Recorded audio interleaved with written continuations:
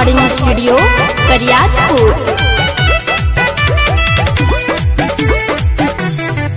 मोरे सैया हो मोरे राजा हो जनी धारा तू हमके भाजा हो। मोरे सैया हो मोरे राजा हो जनी धारा तू हमके भाजा हो। छोड़ा ना वही सब बात जागल देखो ना दिया जरता। काल्हे तू कैला ए राजा काल्हे तू कैला नहीं तनिको मोहल तर दूहे जगहिया करता।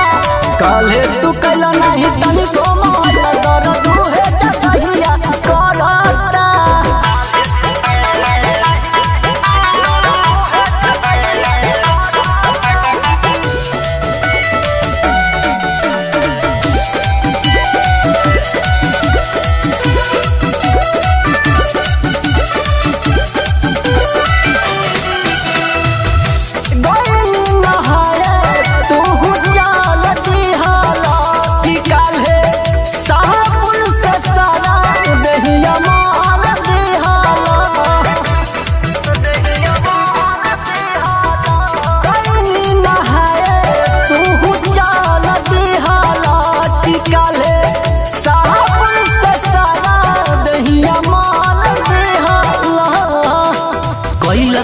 कसन बड़ा इन पे कसन देखो न सारा देह फरता।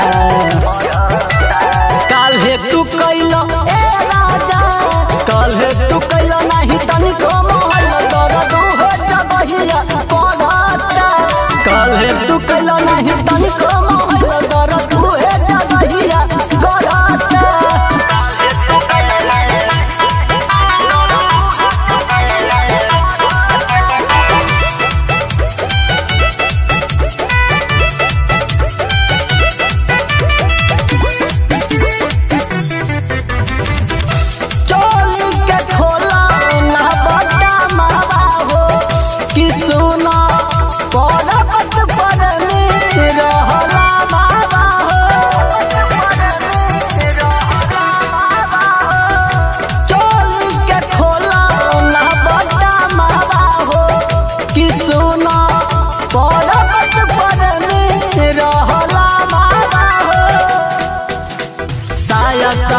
सब सर कहता ते भीतर गुदगुदी बरता।